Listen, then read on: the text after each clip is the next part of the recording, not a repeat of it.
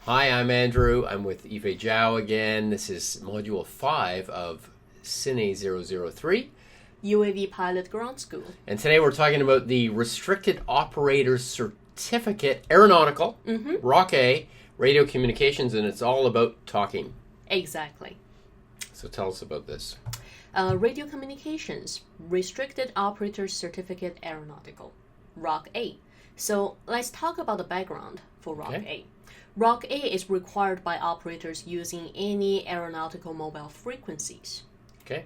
And the general concept behind Rock A is simple operations. So meaning that this is similar to the radio in your car.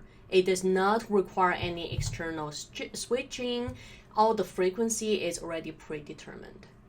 And by the way, this is all about communicating with others out there in the aeronautical ecosystem. Exactly. So all the rest of the aviation industry. Whether it be airplanes or air traffic control air traffic control, or other operators of UAVs, maybe. Yeah, that's possible too. So the principle of radio communication is short and clear. It's keeping the communication short and clear. And what does short mean? Short means that the communication is timely. Concise. Exactly. Clear means? Not creating any confusions. No ambiguity. So the big concept of UAV operators being required to have ROCA is there are two levels of activities in radio communications. There's active and then there's passive. So active usually occurs when it's manned aviation and air traffic control tower. So they maintain communications ongoing on a regular basis. With UAV operators, they're actually not expected to jump on aeronautical radio frequencies. It's only when need be. And also, it's also helpful when you're running UAV operations, for example, close to an airport, to maintain a listening watch on the aeronautical radio frequencies. So they would know, as UAV operators, you would know any emergency situations, any abnormalities that are happening in the area.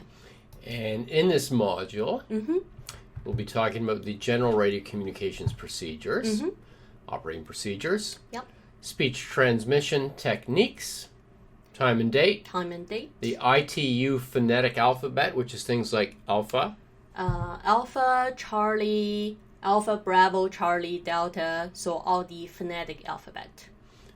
Transmission of numbers, procedural words and phrases, call signs, and radio telephone calling procedure. Exactly. So here are all the tools and the procedures that's helping operators to keep their conversation short and clear. And then in terms of this slide here... So this is the simple 4-step of any radio calling procedures. Which is you identify the facility. Exactly. Identify yourself preceded by this is. State the message and conclude. So let's say you're talking to Pearson Airport, the air control traffic tower. How do you do that? So let's say Andrew is Pearson Control Tower and I am piloting a Cessna 182. Yes. So I want to establish communication with a control tower. Then I would state my message as Pearson Radio, this is Cessna 182, come in, over. You're good at that, Eve. That's great. And then this slide, we're talking about when we're going to actually utilize this technique. And it would be utilized when? So basically the concept of utilizing the procedures and techniques is how to maintain the knowledge. As passive users, UAV operators are not going on radio communications on a regular basis. So how can we retain all the knowledge that we're learning in the course today? Number one is we can use it when communicating with NAV Canada, so which we've covered in Module 1 and 2, is issuing NOTAMs. Also use it when communicating with air traffic control tower because they are using the language of radio communications. And the last one is actually the most important one, is radio communications is actually very, very helpful skill for ongoing for ongoing operations as UAV team members. So even inter-team, utilizing radio communications procedures helps to keep your conversations short and clear. 10-4. Roger that. What does 10-4 mean? Roger that. Okay. And then finally, we're going to be talking about in Module 6. Yes. So Module 6 is our ROCA exam.